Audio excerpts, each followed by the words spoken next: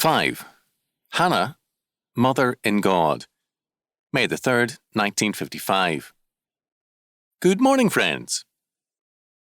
Since Mother's Day is just ahead, I'd like to turn our attention this morning to one of the great mothers of history, Hannah, the mother of Samuel. When we first meet Hannah, she is a childless woman and deeply grieved over her condition. The fact that her husband loves her and is especially good to her does not assuage her sorrow. Elkanah, her husband, tries to comfort her, saying, "Hannah, why weepest thou? And why eatest thou not? And why is thy heart grieved? Am I not better to thee than 10 sons?" 1 Samuel 1:8. Elkanah's remark has always seemed to me to be so typically masculine. A man feels that he is equal to anything and should be more important than everyone, including 10 sons, in the sight of his wife. But the sometimes sad fact is that women have different ideas than what men expect. Harry Rimmer told a story some years ago to illustrate this point. A group of women in a Midwest country church were discussing whom a woman loved most, her husband or her children. They assumed a hypothetical test, a fire in the night with the wife having time only to save either her sick husband or her children, and then asked, which would you save? One woman, known as Aunt Martha, had a ready answer. She said, "I'd save my own flesh and blood, of course. My husband's no relation to me." Well, Hannah expressed no such sentiment, but certainly she felt that she wanted not only her husband's love, but fulfillment in children. She went therefore into the sanctuary at Shiloh to pray for a son.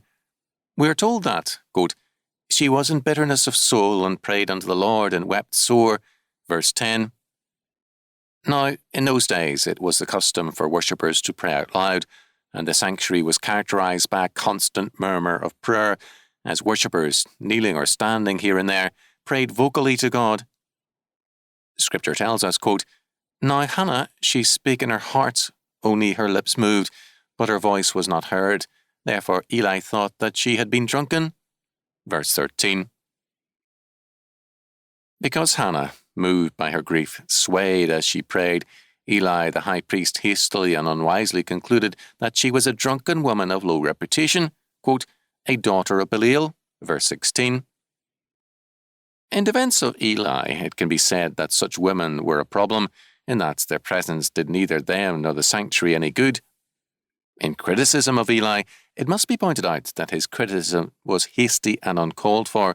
Before he knew the facts, he judged Hannah rudely and ordered her to get out and sober up. Now, clearly, Eli's remark was an insult to Hannah. She had every reason to be angry, and it would have been especially easy for her to turn on Eli and point out his sin. The whole episode could have been made a most humiliating one for Eli. After all, the woman he had insulted was the wife of a man of reasonable importance in his community. But Hannah made not the slightest criticism in her answer to Eli. She said simply and respectfully, "No, my lord, I am a woman of a sorrowful spirit.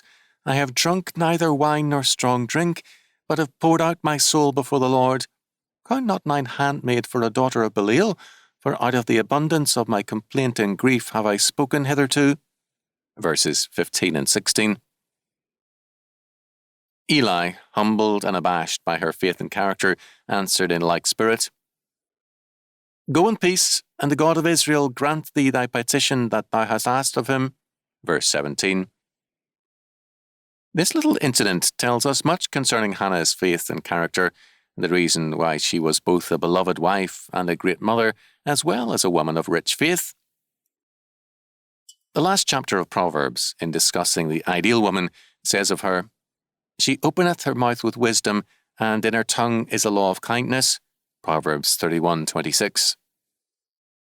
This is indeed a great virtue and a true indication of faith.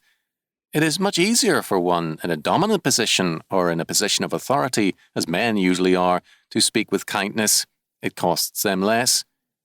But for a woman whose tongue can often be her only weapon or answer, to be governed in her speech by the law of kindness and to be guided by wisdom in speaking is an indication of high faith, godly discipline, and great patience. In the words of Solomon, her children arise up and call her blessed, her husband also, and he praiseth her. Favour is deceitful, and beauty is vain. But a woman that feareth the Lord, she shall be praised. Proverbs 31:28 and 30.